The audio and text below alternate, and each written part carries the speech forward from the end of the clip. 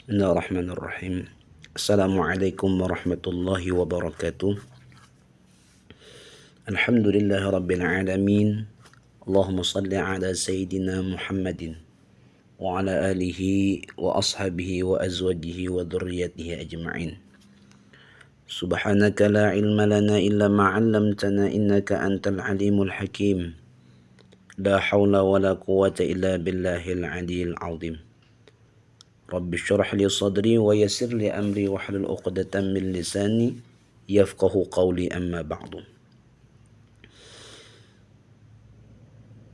Alhamdulillah, dalam kesempatan ini kita bersama-sama kembali menyambungi daripada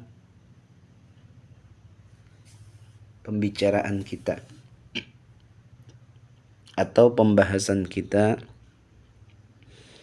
daripada sifat-sifat yang wajib kita ketahui daripada sifat kesempurnaan Allah Subhanahu wa taala. Yang mana di dalam ilmu tauhid kita wajib mengetahui daripada 50 akidah yang terkandung di dalam kalimat la ilaha illallah Muhammadur Rasulullah,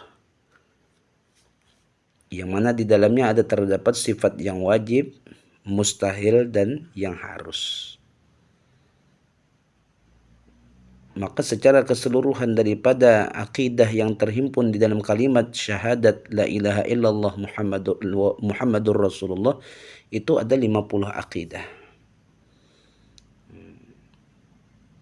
20 yang wajib bagi Allah, 20 yang mustahil bagi Allah, 1 yang harus bagi Allah. Maka jumlahnya ada 41.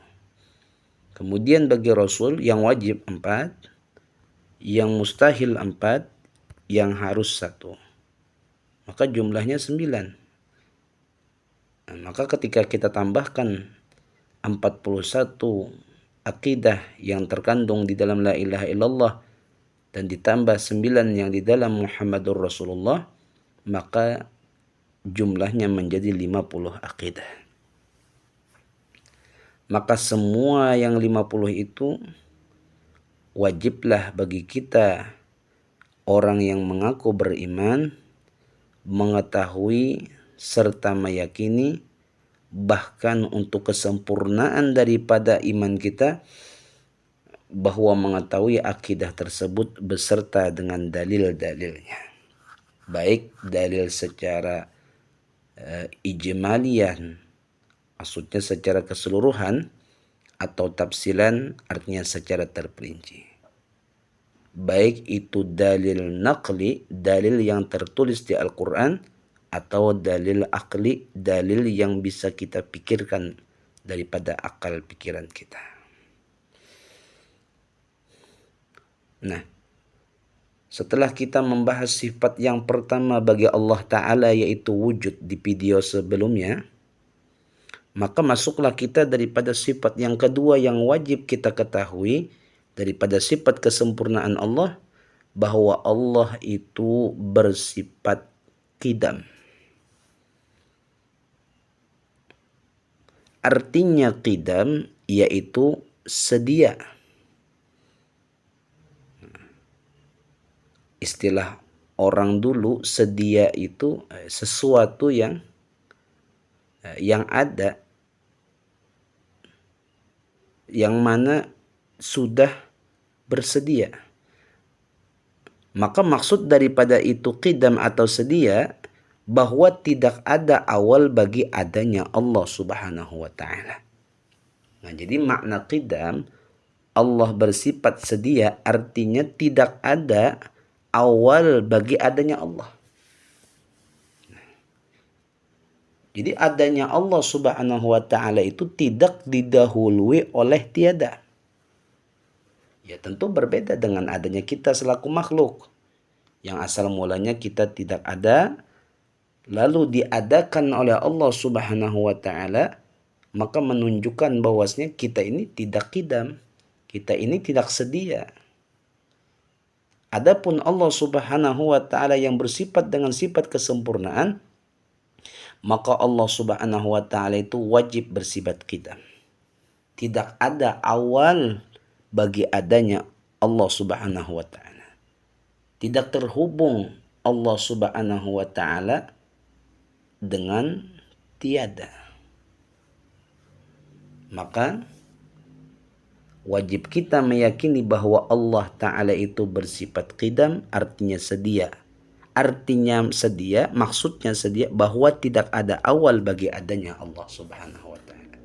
Tidak ada Allah itu didahului oleh tiada, sehingga adanya Allah itu tidak berawal. Dikatakan itulah makna daripada qidam. Maka setelah kita meyakini Allah Subhanahu wa taala bersifat qidam, artinya tidak ada diawali tiada. Artinya Allah taala itu tidak ada punya awal bagi adanya Allah taala. Maka mustahil Allah bersifat hudus. Hudus itu artinya baharu. Nah, maksud daripada baharu itu berubah-ubah. Kalau istilah orang dulu, baharu itu baru. Nah, maksudnya baharu atau baru, setiap yang baru berarti sebelumnya tidak ada. Misal baju baru. Nah, berarti baju baru itu dikatakan ada, yang mana bajunya itu baru ada. Sebelum baju itu ada, tiada. Maksudnya sebelum orang tersebut membeli itu baju, dia tidak memiliki itu baju. Tidak ada baju di tangannya. Nah, lalu dikatakan ketika seseorang tersebut membeli baju, maka itu baru. Nah, berarti ada. Ketika dia dikatakan baru, baru ada. Artinya sebelum dia baru, dia itu tidak ada bajunya. Nah, itu semisal baju. Nah, maka dikatakan maksud hudus pun dia berubah-ubah. Yang dulunya tidak ada menjadi ada. Kita pun demikian. Yang dulunya kita tidak ada. Semisal kita lahir di tahun 90. Maka sebelum tahun 90 kita tidak ada. Maka ketika di tahun 90 kita dilahirkan, kita ada di dunia, nah itulah awal-awal adanya kita. Kita baru ada di tahun 90. Sebelum tahun 90, kita tidak ada. Berarti kita ini hudus. Berarti kita ini baharu. Berbeda dengan Allah yang memiliki sifat qidam. Yang mana adanya Allah Subhanahu wa taala tidak didahului oleh tiada. Nah, paham? Ya, mungkin bisa dipaham. Artinya bagi kita orang yang beriman, yang bertekad, yang beriman kepada Allah, bahwa Allah itu bersifat kesempurnaan, adanya Allah tidak didahului tiada. Allah tidak berawal. Dalilnya firman Allah Subhanahu wa taala, huwal awwalu wal akhiru. Dialah Allah, yang artinya dialah Allah yang maha terdahulu dan yang akhir. Nah, maka awalu, Allah itu maha yang terdahulu. Artinya tidak ada yang mendahului daripada Allah Subhanahu wa taala. Dan adanya Allah pun tidak ada diawali dengan tiada.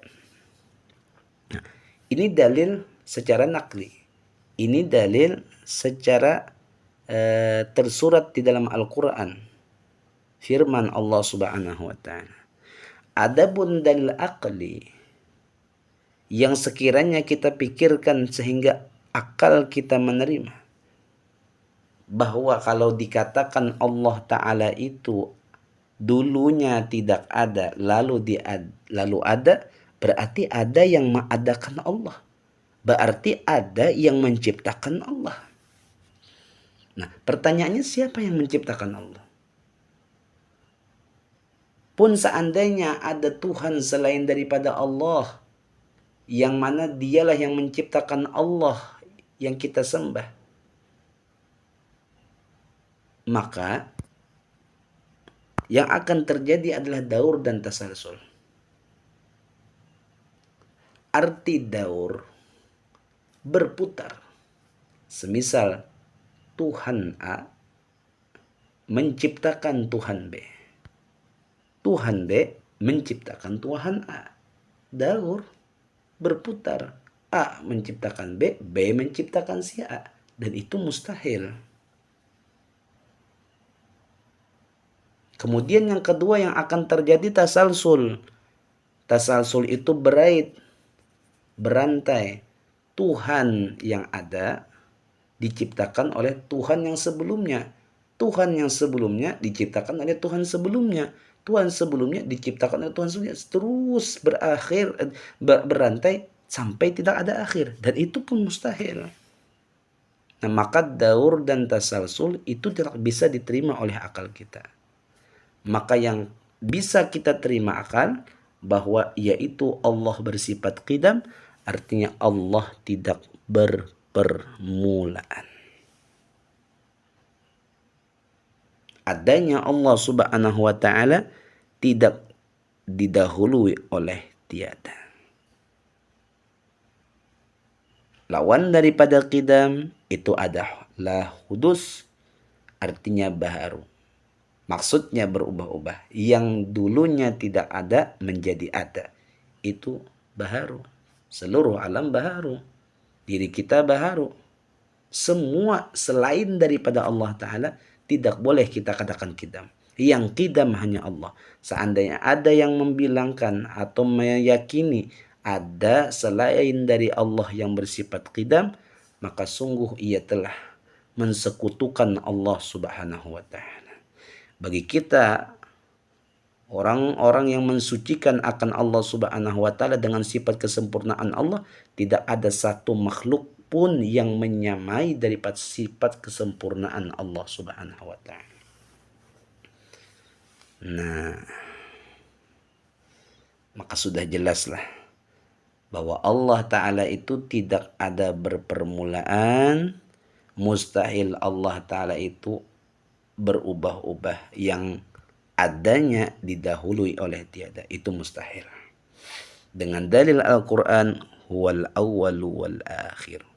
Dialah Allah yang maha awal, maha terdahulu, dan yang maha akhir. Seandainya Allah akan menciptakan, seandainya Allah Ta'ala itu didahului oleh tiada lalu diadakan, pasti ada yang mengadakan. Pasti ada yang menciptakan Allah. Dan itu mustahil. Nah, maka setelah kita meyakini hal yang demikian daripada sifat Allah Ta'ala, maka pengamalannya adalah kita bersyukur kepada Allah. Kita diciptakan oleh Allah dan diberi iman dan Islam oleh Allah Subhanahu wa Ta'ala. Bersyukur. Kita diciptakan Allah bersyukur. Nah, jadi Allah Sang Maha Pencipta menciptakan kita. Yang dulunya kita tidak ada lalu diadakan oleh Allah Subhanahu wa taala. Maka adanya kita ini nikmat dari Allah. Terus kita diberi iman, terus kita diberi Islam, terus kita diberikan menjadi umat Nabi Muhammad SAW. Ini nikmat yang luar biasa. Maka adanya kita ini anugerah dari Allah Subhanahu wa taala. Bersyukur kita kepada Allah Subhanahu wa taala bahwa dulu kita tidak ada lalu diadakan oleh Allah Ta'ala. Jadi amalan daripada sifat qidam yaitu syukur. Syukur atas nikmat yang Allah berikan. Terlebih khusus nikmat diadakan, nikmat diberi iman, nikmat diberi Islam, nikmat dijadikan umat Nabi Muhammad sallallahu alaihi wasallam. Nah, demikian penjelasan singkat, padat, dan mudah-mudahan bisa dipahami sehingga menambah keyakinan kita daripada kesempurnaan sifat Allah Subhanahu wa taala, sehingga menambah pengenalan kita kepada Allah bahwa ternyata Allah yang kita sembah, Allah yang kita tuhankan adalah zat yang tidak ada permulaannya.